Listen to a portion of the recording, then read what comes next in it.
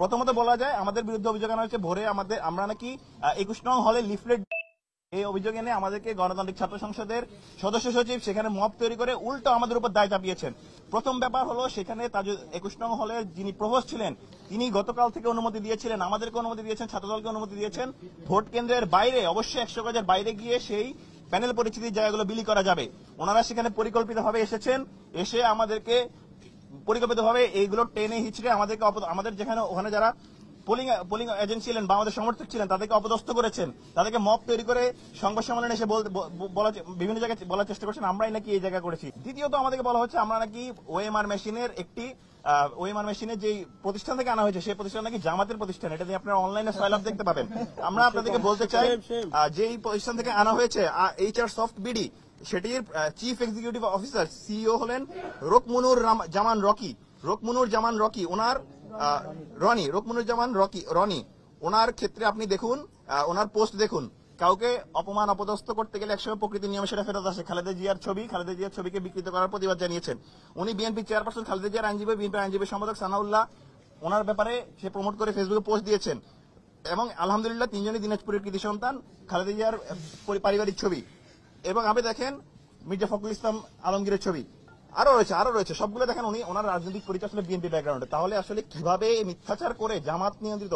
আমাদের কথা হলো হুএভার হি ইজ, মেশিনটা কোন প্রতিষ্ঠান থেকে আনা হয়েছে সেটা কোনো ফ্যাক্ট হওয়ার কথা না। সে যদি তার যদি মেশিনের কোনো ত্রুটি রয়েছে কিনা, মেশিনকে আসলে ওএমআর মেশিনের কোনো ফল্ট রয়েছে কিনা আপনি সেটা এরর করুন। ছাত্রদল এবার কি করেছে, ছাত্রদল আজ কেন্দ্র দখলের চেষ্টা করেছে তাজউদ্দিন হলে, ভিপি এজিএস সহ গিয়ে সেখানে কেন্দ্রের ভিতর প্রবেশ করার চেষ্টা করেছে, সেখানে সুস্পষ্টভাবে বলা হয়েছে কেন্দ্রের ভিতরে প্রবেশ করতে পারবে না। সেখানে তখন তারা গিয়ে এখানে ভোট কারচুপির চেষ্টা করেন, তখন উপস্থিত সাধারণ শিক্ষার্থী সহ আমাদের সবাই মিলে সেখানে প্রতিরোধ গড়ে তোলেন। এই জায়গা থেকে আমাদের স্পষ্ট বার্তা যে কেউ কোনো প্রকার কেন্দ্র দখলের রাজনীতি এখানে করতে পারবে না। ছাত্রলীগের রাজনীতি করে গিয়েছে, ছাত্রলীগের কেন্দ্র দখলের রাজনীতি এখানে আর নতুন বাংলাদেশে চলবে না।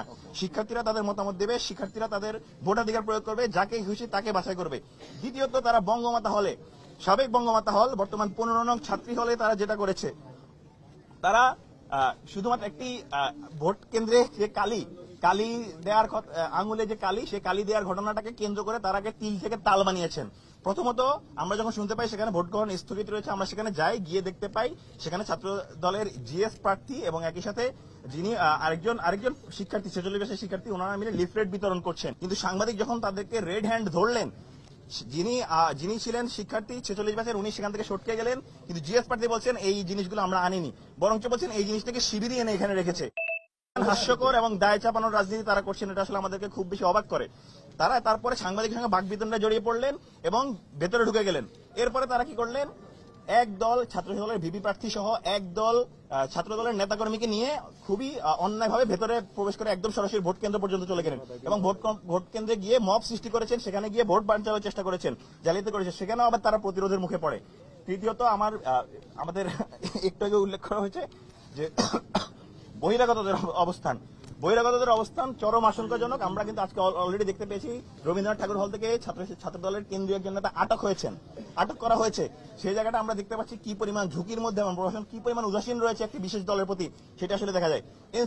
বাকশাসের ব্যাপারে আসি, গণতান্ত্রিক শাসন, সকালবেলা তারা মব তৈরি করলেন, অভিযোগ যদিও আমাদের প্রভোস্ট স্যার সেখানে বলেছেন যে 100 গজের বাইরে করতে পারবেন, লিগ্যাল গ্রাউন্ড রয়েছে, ধরে নিলাম আমাদের লিগ্যাল গ্রাউন্ডের ব্যাপারে তাদের অভিযোগ রয়েছে, তারা সেখানে অভিযোগ দিতে পারতেন, তারা প্রভোস্টের কাছে জানাতে পারতেন, রিটার্নিং অফিসারের কাছে জানাতে পারতেন। তারা সেটি না করে কি করেছেন, সেখানে পরিকল্পিতভাবে মব তৈরি করেছেন, সেখানে লাইভে গিয়ে আমাদেরকে সেখানে বিকৃতভাবে উপস্থাপনের চেষ্টা করেছেন। এগুলো কোনোভাবেই নির্বাচনের সুস্থ পরিবেশে আসলে রিপ্রেজেন্ট করার মতো আচরণ না। এবং সর্বশেষ আমরা দেখতে পেয়েছি গণতান্ত্রিক ছাত্র সংসদের একজন প্রার্থী তিনি অন্য হলের গিয়ে কেন্দ্রে গিয়ে করছেন। এগুলো সবগুলো আসলে কি নির্বাচনের আচরণবিধি লঙ্ঘনের জায়গা পড়ে। এবং প্রশাসনের ক্ষেত্রে যে জায়গাগুলো আমার ভাই উল্লেখ করেছিলেন যে ওনাদের সার্বিক অব্যবস্থাপনা রয়েছে, ওনাদের যে ত্রুটি রয়েছে, এবং 2টা কেন্দ্র রয়েছে যেখানে আসলে 2 ঘন্টা পরে, আসলে 1 ঘন্টা পরে নির্বাচন কার্যক্রম শুরু হয়েছে। 3 কেন্দ্রে সাময়িক সময় স্থগিত ছিল এবং পোলিং এজেন্ট নিয়ে চরম অব্যবস্থাপনা ছিল। বহিরাগতদেরকে তারা আটকাতে পারেনি, বহিরাগত যে আনাগোনা এবং ছাত্রদলের সাবেক প্রাক্তন শিক্ষার্থীরা যারা তাদের উপর যাদেরকে তাদের উপর মনে হয় জুজুর ভয় রয়েছে, সেই জুজুর ভয় তাদেরকে আসলে দূর করতে পারেনি এবং তাদের হল সংসদে যে পেপার ভুল ছিল, তাজউদ্দিন হল সংসদে যে পেপার ভুল ছিল, সেই ব্যালট পেপারে ছবি না যুক্ত হওয়া, সেই জায়গাটাও তাদের ত্রুটি রেখেছে। যদিও দেখা গিয়েছে সেই জায়গায় আবার অনলাইনে বিভিন্ন ছাত্রদলের সাবেকরা মত তৈরি করছে, সেখানে তৈরি করছে ছাত্র শিবির নাকি ভোট চুরি করছে, ছাত্র সংস্থা নাকি এখানে করছে। আমরা ওভারঅলি যা দেখতে পাচ্ছি সেটা আমাদের জন্য খুবই উদ্বিগ্নের ব্যাপার যে একটি সুস্থ রাজনৈতিক পরিবেশ যেখানে আমরা সবাই চাচ্ছি একটি সুন্দর নির্বাচনী পরিবেশ তৈরি হোক, সেই জায়গায় শিক্ষার্থীদের কাছে স্পষ্ট এটা কারা এই নির্বাচনকে তাদের নিজেদের দুর্বলতা হিসেবে তারা প্রেজেন্ট করছে, কারা এই নির্বাচনকে বিভিন্ন ফ্রেমিং এ শিবিরের উপর দায় চাপিয়ে সেই জায়গাটাকে প্রশ্নবিদ্ধ করার চেষ্টা করছেন।